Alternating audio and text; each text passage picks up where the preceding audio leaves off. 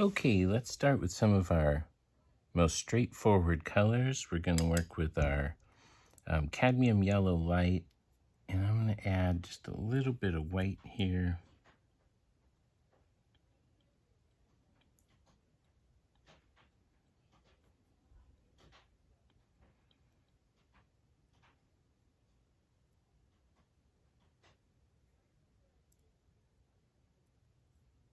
Okay.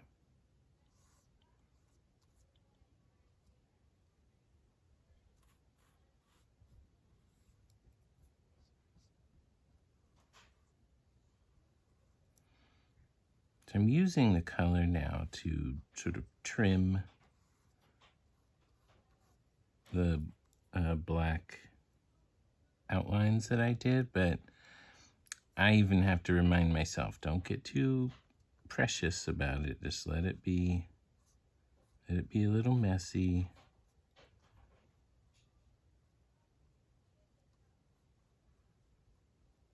That's good. Okay. Messy. It's fine. It's totally fine. We've got another spot up here that I think is just about the same yellow.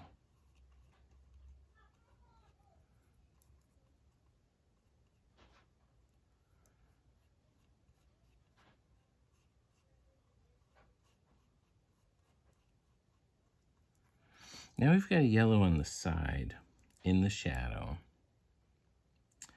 that not only is the value darker, but it's a slightly different hue. I think it's a little bit more green. And I still have this mixture that I made that was kind of my black in here, but it is very green. So I'm going to take just a little bit of it and see what happens when I mix it.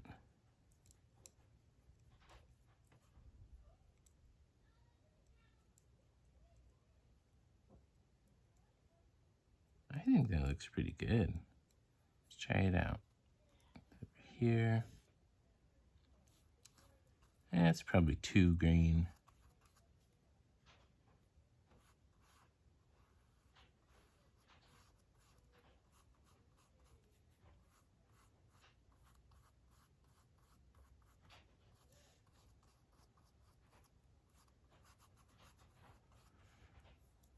Yeah, it's too green, but that's okay. I'm going to leave it.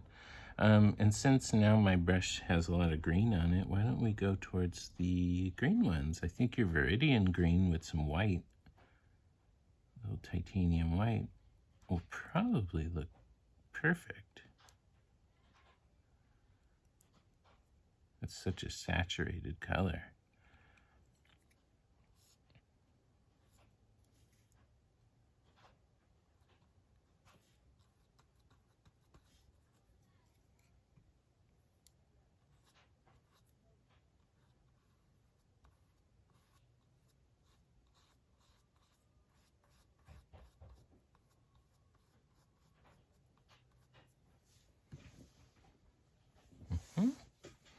Great. Oh, I should have addressed the yellow up there. Okay, well, let's do the green and we'll go back to the yellow up there.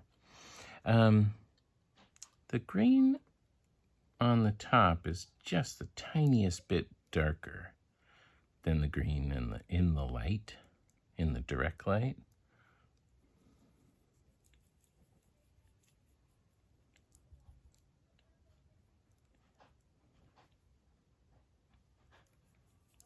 Continuing to add water to get that perfect balance. It's hard to achieve that perfect balance between fluid quality and still having enough pigment that it doesn't look splotchy on my canvas.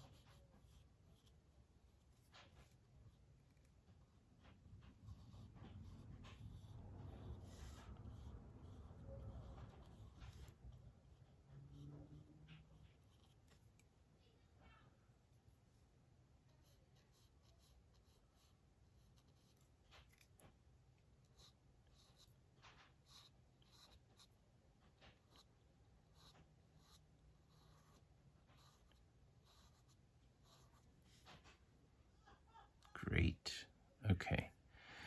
Now let's address the green that's in the shadow.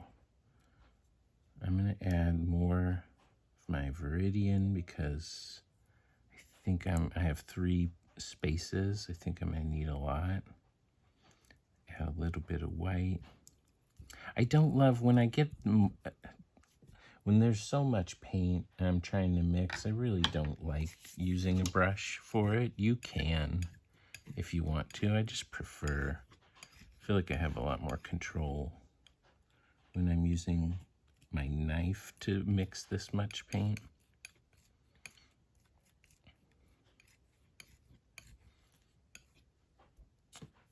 Okay, so this is still really saturated. It's darker, but it's saturated. So how do we desaturate this color? How do we make it less saturated?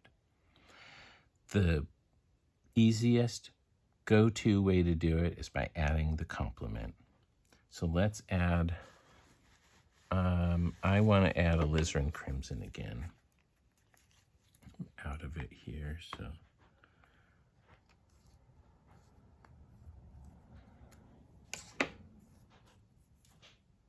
you could try adding your cadmium red. Doesn't, try it, it's fine. You know, like I said, I've been saying there's no one clear answer. You might get an even nicer color with your cadmium red. Try it and then assess it. If it doesn't work, then you've just learned some really valuable information. So this is part of why when you study an artist for a while, you'll see that they'll spend a few years where their colors are all really similar. I mean, from painting to painting, the colors they use will be consistently the same. And the reason for that is because it takes a lot of practice to get used to a set of colors. If you change out one of these, you know, every time you paint, you're having to relearn how those work together every time. It's overwhelming. So you get used to a set of colors. You learn your setup, your palette. You know, it's not something that can be applied to palettes everywhere, everybody's palette. It's going to all be dependent on the colors you choose.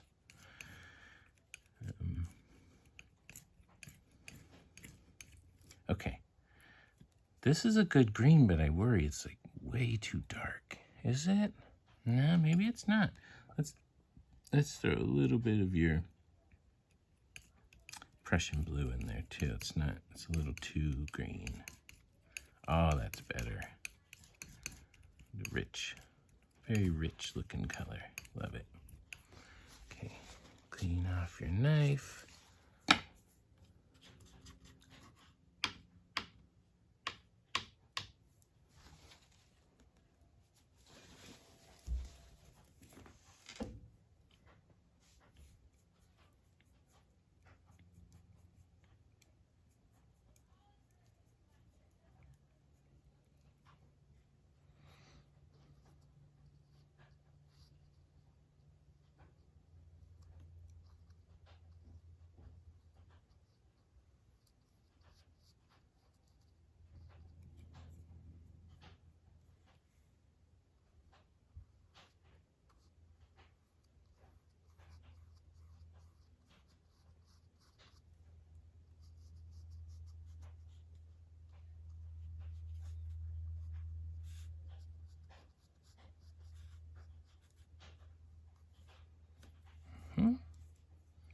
It's looking good. Now, what's going to happen is we start to fill in these colors. We're making our best guess as we go.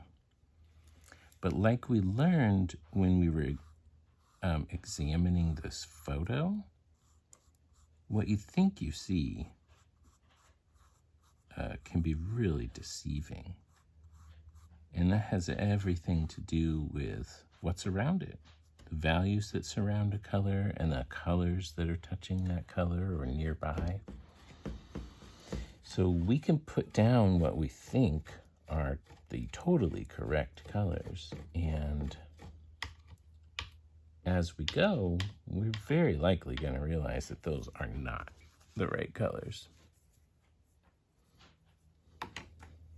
So we just keep mixing, trying to figure it out. Let's turn to our ultramarine blue. Mine's already drying up. It's got this film on it, this kind of skin. I just peel that off and try to get as much as I can that doesn't have that film on it. It's going to make chunky problems for us. I might need some more. Let's take our ultramarine blue with a little bit of white, just a little. Don't get too light with it yet.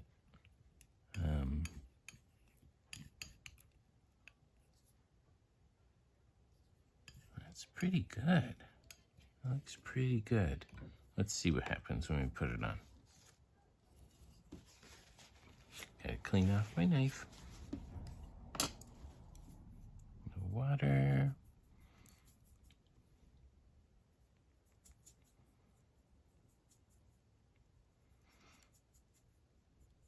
Finding the right consistency, balance where it's still opaque, but it's fluid enough to paint with. That's the key.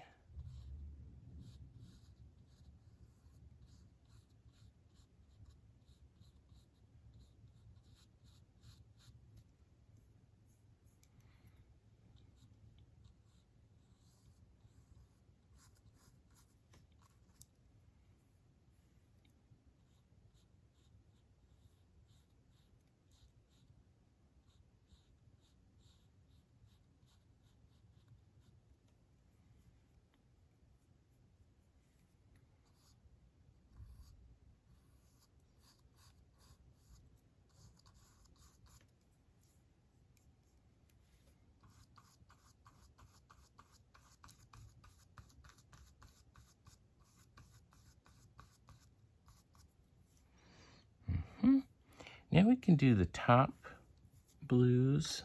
There aren't any on this shaded side, but there are some on the top, and they're a little bit lighter.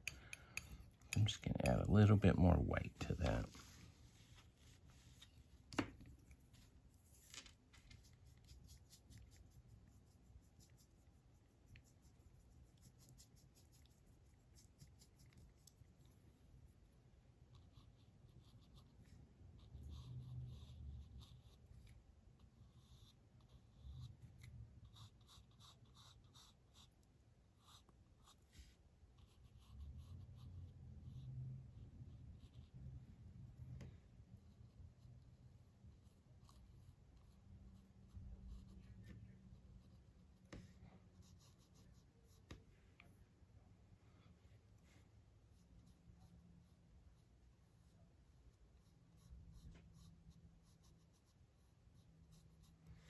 Okay, that looks good.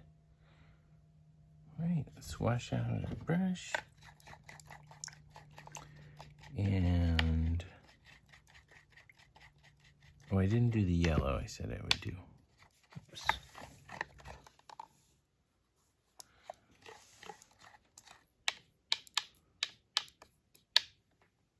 Let's do that yellow. It's still a little bit wet. I think I can use it.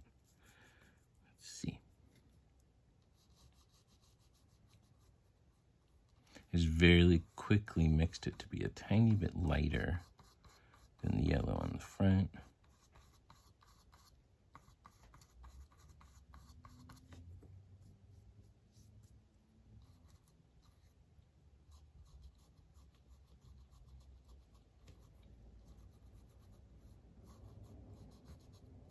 Yeah, it's messy, but that's fine.